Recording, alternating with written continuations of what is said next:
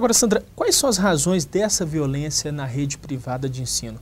Quais fatores explicariam essa situação constatada pela pesquisa? Olha, as razões não são distintas, eu diria, não é, daquilo que já é constatado na rede pública. E esse é um dado muito importante. A violência na rede particular, ela não difere assim da violência na rede pública, não é? Por quê? O que a pesquisa nos mostra, não é? Desde os atos de indisciplina, eu diria atos exacerbados de indisciplina, que chega à agressão verbal, por exemplo, ao professor, não é? Até determinadas medidas que são tomadas pela direção das escolas e que visam menos explicitar a questão e discutir, enfim, buscar caminhos para a solução, e às vezes visam muito mais a punição do próprio professor. E isso também acontece na rede pública. Professora, a mercantilização da educação foi mencionada na reportagem. Ela tem alguma relação com esses números? Sem dúvida nenhuma que tem, não é? Na medida em que nós temos um cenário hoje na educação, em todas as modalidades de ensino na rede particular, que torna a educação, não é, um produto, e esse produto é disponibilizado para quem pode pagá-lo, não é? Quer dizer, o aluno muitas vezes se sente cliente, se sente comprador, não é, de uma mercadoria que não é exatamente isso a educação, o conhecimento, a relação de aprendizagem. Então, quando ele se sente um cliente e o professor é um mero prestador de serviço, porque aí nós temos que entender como é que a própria profissão docente vem sendo gradativamente desqualificada, esvaziada de significado, não é? Ela vem sendo deteriorada. Isso tudo, quer dizer, esse conjunto, não é, de fatores aí, com certeza, não é, explicam em muito, não é, as tensões que envolvem professor e aluno, professor e coordenador, alunos e direção, alunos e funcionários, enfim. Todo o universo escolar. Todo o universo escolar. Sandra, os professores estão otimistas. A pesquisa mostra que 95% deles acreditam que há soluções para o problema. A solução passa por qual caminho no seu ponto de vista? Eu vou dizer do meu ponto de vista, mas também interpretando aquilo que os nossos colegas professores nos disseram na pesquisa.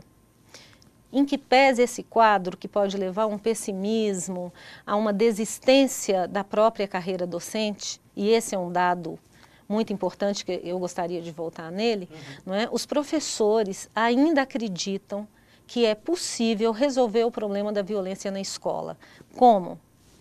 Primeiro, no investimento na sua formação, não é? Quer dizer, a formação que eles tiveram até agora não os ajudou, exatamente, não os preparou para essa realidade. E esse é um dado que os cursos de formação de professores têm que considerar, não é?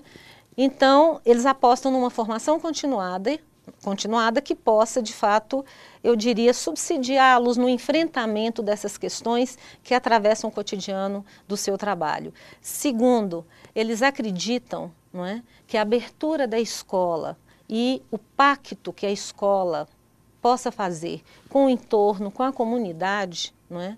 É também uma estratégia extremamente válida de prevenção e combate à violência. Ou seja, a escola tem que abrir os seus portões e dialogar muito mais com a família, com a vizinhança, com as autoridades e não fechar os seus portões. Agora, de um modo geral, Sandra, as escolas estão abertas para esse diálogo? Eu diria que não. As escolas não estão abertas, as escolas particulares, não é? Elas não estão abertas para esse diálogo. E eu acredito que à medida que outras pesquisas forem desenvolvidas, pesquisas de natureza também qualitativa, em que essas questões que apareceram na nossa pesquisa, que foi de natureza quantitativa, né, elas possam ser mais aprofundadas, quem sabe, né, os nossos diretores de escola, os nossos proprietários das redes de ensino particular, né, possam ser mais permeáveis àquilo que o conhecimento está mostrando para eles. Sandra Tosta, agradeço a participação e a gentileza da entrevista aqui para o programa Extra Classe. Muito obrigada e eu espero, quem sabe, numa outra oportunidade voltar para a gente conversar muito mais sobre isso. Confira agora as notícias da agenda.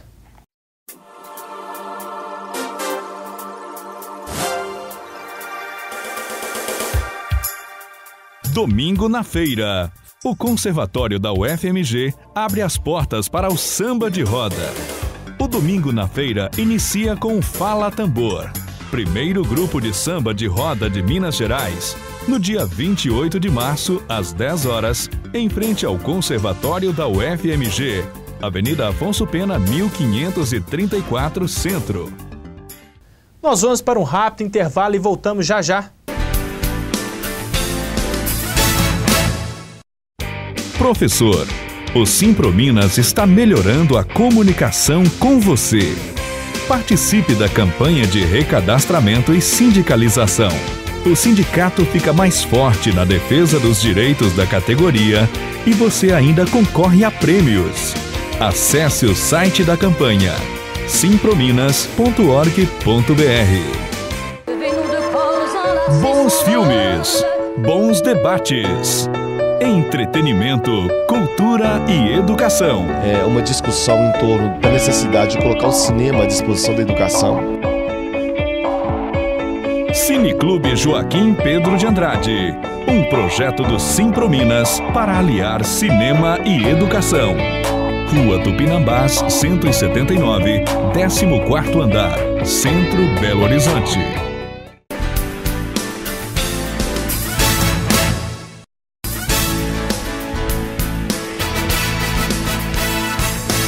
Na sexta-feira, dia 26, em Assembleia em Belo Horizonte, os professores, mobilizados e unidos, mostraram mais uma vez que a categoria não aceita a retirada de direitos.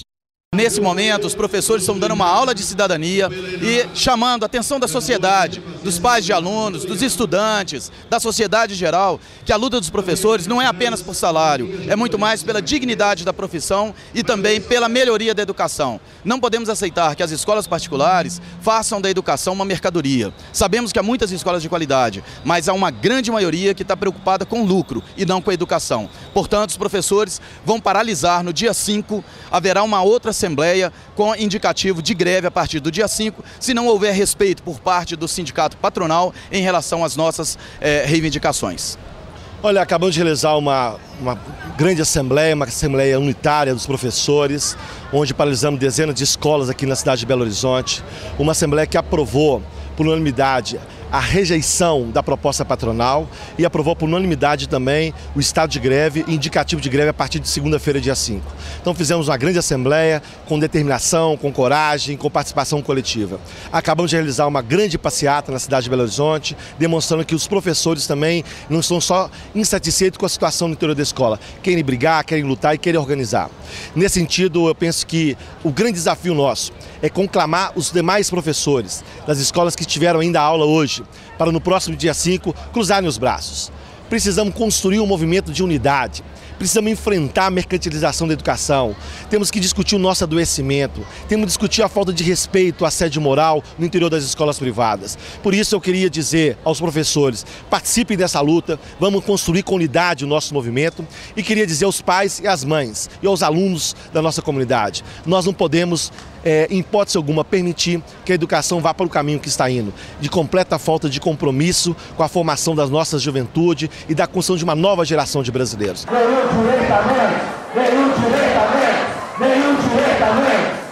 A gente fica por aqui, mas para saber mais sobre o Sindicato dos Professores, é só visitar o nosso site. Envie sugestões e críticas para o endereço extraclasse@simprominas.org.br. Um grande abraço e até o próximo programa.